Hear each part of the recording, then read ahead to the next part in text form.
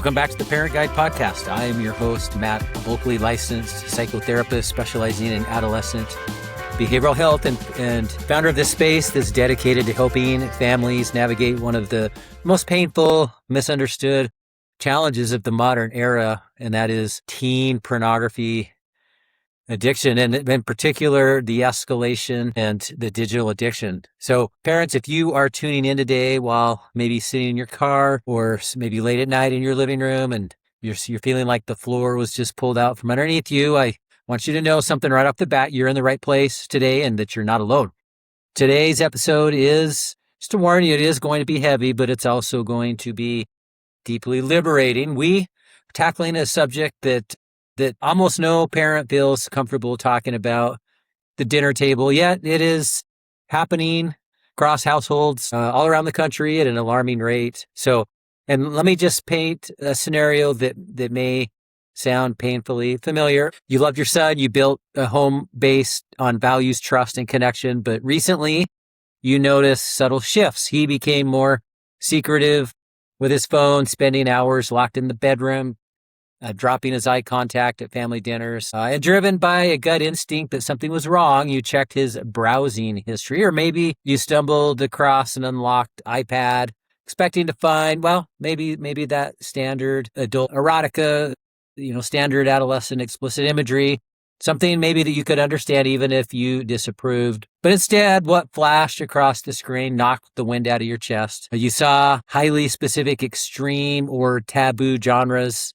and most notably, the new genre, the pseudo-incestuous narratives like stepmom or stepsister content. Well, parents, in my clinical practice over the last 25 years, I sat across from hundreds of parents in this exact moment of shock. The initial heartbreak of discovering standard pornography is heavy enough, but when parents see these specific boundary-violating genres, a far deeper layer of panic and confusion and terror really set in. And you start asking yourself these terrifying, catastrophic questions. Who is this boy living under my roof? And does he secretly harbor these sick desires towards our family? And is my son a predator in the making? Where did I go wrong as a parent? Well, if those questions are racing through your mind right now, I want you to pause and just take a deep, steady breath and just know that what I'm about to tell you is the single most important clinical truth that you'll hear today. And it is this, that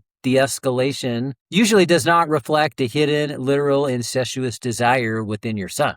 Your son's not a monster, but what you are looking at, it's not a defect of his core morality, but it is more a predictable, commercialized outcome of a multi-billion-dollar industry that is actively exploiting the fragile neurobiology of the adolescent developing brain. So today, we're going to strip away the shame and unpack the exact science of why this escalation happens into taboo genre. We will look at the peer-reviewed neuroimaging research, explore some clinical case studies from my practice, and analyze how algorithms prey on adolescent curiosity, and lay out a concrete evidence-based series of steps that you can take to help your son reclaim his mind and his health and his future. So let's dive in. Well, parents, understand why a teen boy transitions from basic explicit images to extreme or taboo genres. We have to look past his moral choices and look directly at his brain chemistry. Specifically, we need to examine the mesolimbic dopamine pathway, the brain's primary reward circuit. When any human being views explicit material, the brain's ventral tegmental area, the VTA, well, it releases a massive surge of dopamine in the nucleus accumbens, and dopamine is often mischaracterized as purely a pleasure molecule, but in neurobiology, it's actually our survival and motivation molecule. Signals to the organism, this is critical for survival and reproduction. So pay attention, learn the pathway, and repeat it. Well, now here is the critical physiological factor. The adolescent brain is structurally unique. During puberty, the limbic system, which processes emotions and reward drive, well, it matures at a hyper-accelerated rate, while the prefrontal cortex, the area responsible for impulse control, long-term consequences, planning, risk assessment. It does not fully develop until, say, around age 25. Research that was published by Dr. C and colleagues in Developmental Review demonstrates that this developmental imbalance creates a heightened sensitivity to dopamine in teenagers. They aren't just seeking rewards. Their brains are hardwired to chase high amplitude reward loops. So what happens when a teenager repeatedly triggers this flood of dopamine through high speed digital pornography? Well, the human brain operates on a principle of biological balance called homeostasis. It cannot tolerate chronic unnatural spikes of neurochemicals without adapting. So when flooded repeatedly with excess dopamine, the brain says, this is an overload. We are damaging the neural network. So to protect itself, the postsynaptic neurons undergo physiological process called downregulation. And the brain literally retracts or desensitizes its active dopamine receptors. And this process is thoroughly documented in addiction literature, such as the seminal neuroimaging work by Dr. Nora Valco at the National Institute on Drug Abuse. And this is the exact moment that that concept of tolerance is born. That standard material that once triggered a powerful neurochemical release no longer delivers that baseline high. The brain has become desensitized, not just to explicit imagery, but often to daily life, things like schoolwork, sports, friends. In clinical psychology, we understand that tolerance drives an absolute compulsive need for novelty. When conventional material stops producing the required dopamine spike to break through that desensitized baseline, the teen's brain doesn't simply say, okay, I'm done.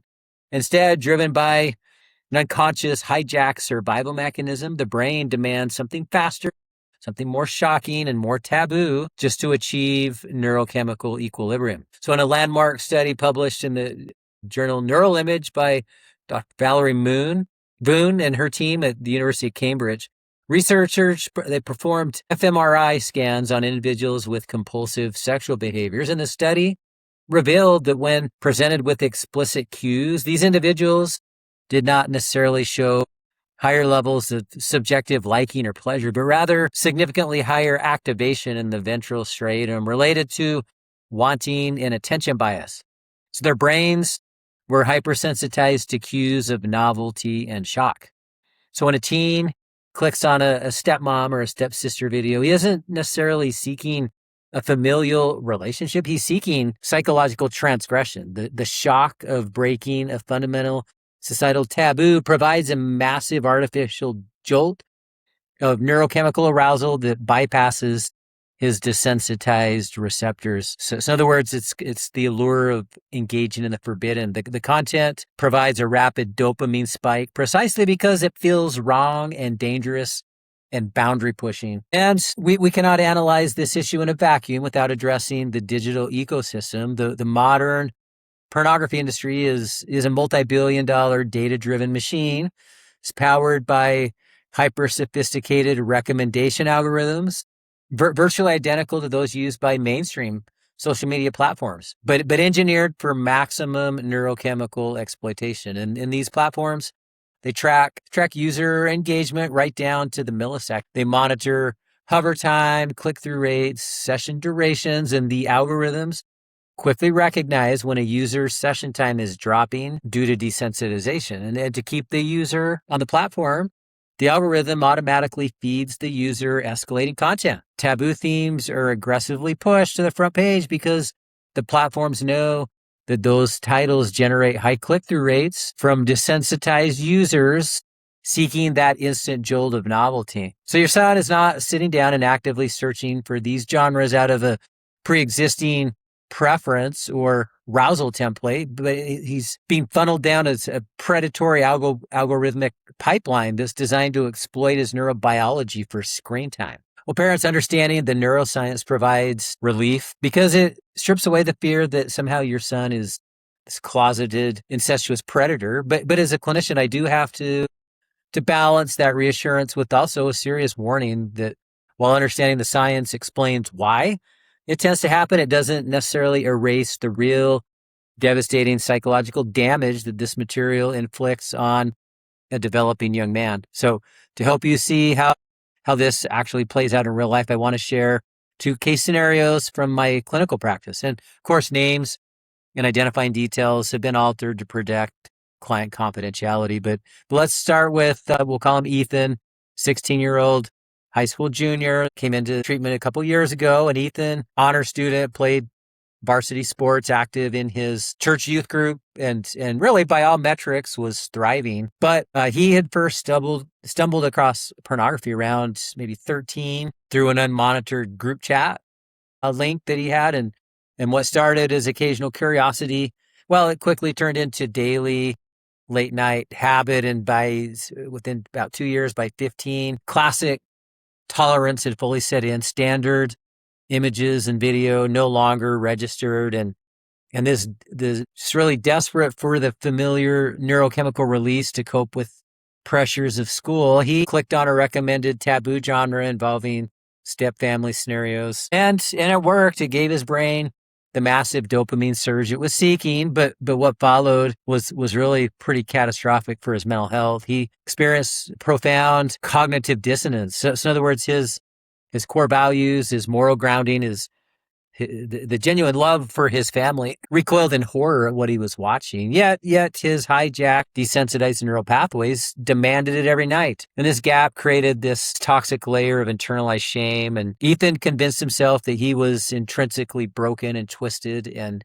perverted and evil. And he began to isolate himself. He stopped coming out of his room at home, stopped playing sports. He literally could not make eye contact with his mother because every time he looked at her, he was reminded of the disgusting search terms that he had typed in the night before. He wasn't acting out aggressively. He was kind of collapsing inwardly under the crushing weight of the secret that he believed that he could never tell another living soul out of shame. So let me just contrast Ethan with, we'll call him Lucas, 17-year-old senior who was brought to treatment by his parents after his grades had plummeted, and he began displaying some pretty intense verbal reactivity and anger in his house. And getting into his treatment, he'd been consuming the escalated taboo content for probably 3 or 4 years, and different than Ethan, who really had collapsed into internal shame. Lucas, his constant exposure to these genres really completely warped his internal intimacy template. So human beings, well, build our understanding of relationships through scripts and modeling, and during adolescence, the brain is actively forming a template for romantic and sexual expectations. And the taboo genres that Lucas consumed, well, presented a world where boundaries were non-existent.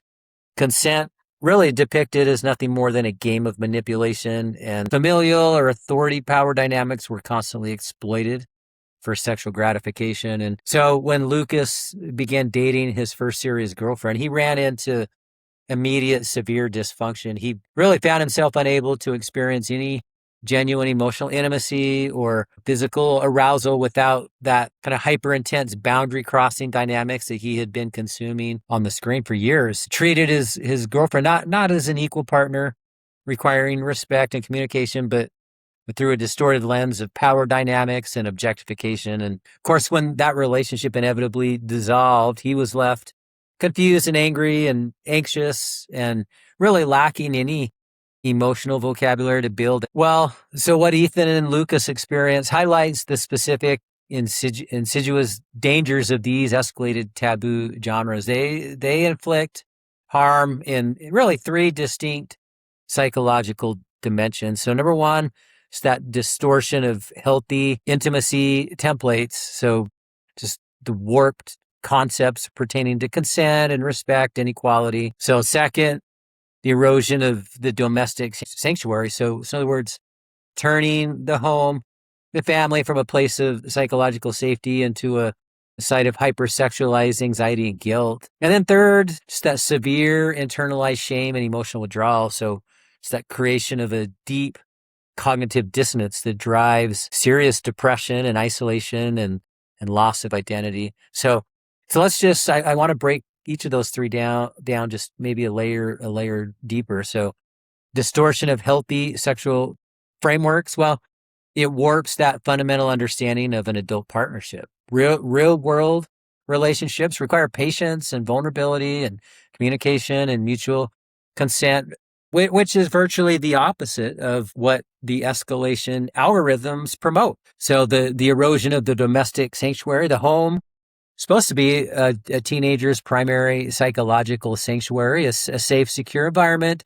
It's insulated from external pressures, but by introducing this pseudo-incestuous themes into a teen's mental space, well, those boundaries crumble. Home ceases to feel like a safe haven and instead becomes a source of hypersexualized anxiety and guilt. And then finally, that internalized shame and identity disruption, as we saw with Ethan, when the gap between a teen's core values and his private behavior become too wide, well, his sense of self shatters, leads to clinical depression and anxiety and a profound social isolation. Well, parents, if you recognize your son in either Ethan or Lucas, I just want you to take a deep breath. And now that we understand the neuroscience and the psychological impact, let's talk about some solutions. So, and I do need to give you a direct, honest reality check as a clinician that the standard discipline typically does not work for pornography escalation. So in other words, taking away the phone, locking him in his room, grounding him, taking away the car keys, delivering a shame-heavy lecture. Well, it's not going to fix the issue. Why? Well, because you cannot discipline away an entrenched neural pathway. Threatening a teenager who's caught in this neurochemical addiction loop, it only increases the stress, and stress is one of those variables that create a situation, a trigger for a dopamine-seeking relapse. So lasting recovery requires specialized evidence-based therapeutic interventions that are designed to completely reset the brain's reward system and to rebuild emotional regulation skills and to repair these damaged family bonds. And today, I want to recommend or to highlight two primary evidence-based modalities that I so consistently recommend in my practice. So one, recovery toolbox for teens. So for teens who are struggling with the early to moderate escalation and can be supported within the outpatient or the home setting. Well, Recovery Toolbox for Teens is an outstanding clinical foundation. The program moves away from outdated shame-based models and grounds itself entirely in cognitive behavioral therapy and acceptance and commitment therapy principles. The psychoeducation is empowerment. It teaches the teen the exact neuroscience that we have been discussing today. When a young man understands how dopamine downregulation works, well, his perspective shifts from, well, I'm a sick, broken, perverted person to, well, my brain's reward system has been hijacked, but I have the tools to rewire it. Also, things like urge surfing, cognitive interrupts. So it equips teen boys with that practical, actionable CBT techniques to interrupt the automatic urge response loop. And they learn how to surf the urge and observe bodily sensations of anxiety and craving without immediately acting out on them. And then finally, just that core need of identifying root triggers. So pornography use is rarely about sex. It's primarily an unhealthy emotional coping mechanism. And the Recovery Toolbox helps teens to map out what their core emotional triggers are, whether it's using the HALT acronym, the hungry, angry, lonely, tired, or academic stress or social anxiety. It replaces screen time with healthy, non-digital coping mechanisms. And you can access this program directly in your home environment. You can work with your son in a parent-led intervention or work with an outpatient clinician by using these tools. So you can get the Recovery Toolbox for Teens in the bookstore at the therapyassociates.net website. Well, and intervention number 2 here, parents, what if your son's addiction has escalated into a severe compulsive acting out? What if there's a deep denial? Maybe there's severe depression or academic failure or an intense hostility in the home where outpatient therapy simply is not breaking through.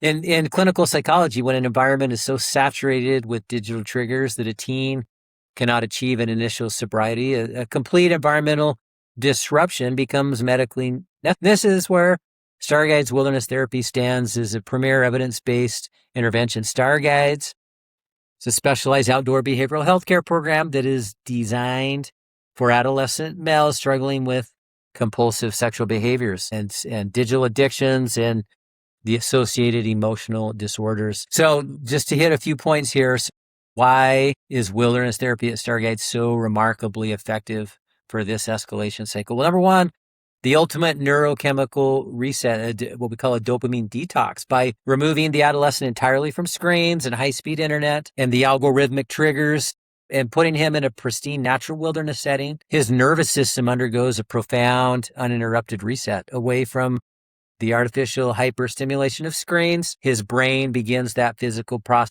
of upregulating dopamine receptors back to healthy baseline levels. Second is the experiential and specialized clinical therapy. So therapy doesn't happen in a sterile office for 1 hour a week. At Starguides, our clinicians specializing in adolescent addiction and sexual behaviors, well, we work directly with these young men in real time through individual and group and family and experiential therapy. And we dig deep into root trauma, deal with the low self-esteem issues, the family dynamics that are driving these behaviors. And then finally, we're talking about healing the familial fracture. So Stargaze doesn't just treat the teen, it guides the parents as well. Through structured family therapy, parents learn how to break enabling cycles and set healthy boundaries and restore authentic, trusting connections so that when their son returns home, he can enter a supportive, resilient family system. You can learn more about Starguides at the website at starguides.net. Well, parents, as we wrap up today's episode, I just want to talk directly to your heart as a parent. Discovering that your teen son is trapped in an escalation cycle of pornography use, it really can make you feel completely hopeless, and it can feel like that sweet, innocent boy that you raised is gone forever. But I want to leave you with one of the most miraculous scientific discoveries of modern neuroscience, and that is this concept of neuroplasticity. The adolescent brain is extraordinarily resilient and adaptable, and those neural pathways that were carved out by compulsive use and the algorithmic exploitation, they can be rewired. Dopamine pathways can heal, and his capacity for healthy, real-world relationships and authentic respect and deep emotional intimacy, they can be fully restored. I see it happen every day. I see it happen with our clients in Starguides, and I see it happen with the boys who do recovery toolbox in our outpatient clinic. So parents, your job right now is not to act as a judge or a police officer or a detective. Your job is to be the calm, grounded anchor in his storm, to shift your posture from confrontation to curious, from compassion to clinical intervention. So take the first step today. Check out the Recovery Toolbox at the Therapy Associates website in the bookstore, and look at Starguides at starguides.net. And if your family needs profound residential level digital detox, a disruption, then Starguides is your intervention. Parents, you do not have to walk this long road alone. Neither does your son. Thank you for listening to this episode of the Parent Guide Podcast. And this episode gave you clarity or hope, then share with a friend. Make sure to subscribe for weekly updates, guidance, research, support on this recovery journey. Stay strong, parents. Hold the line with love and with truth. And I will see you in the next episode.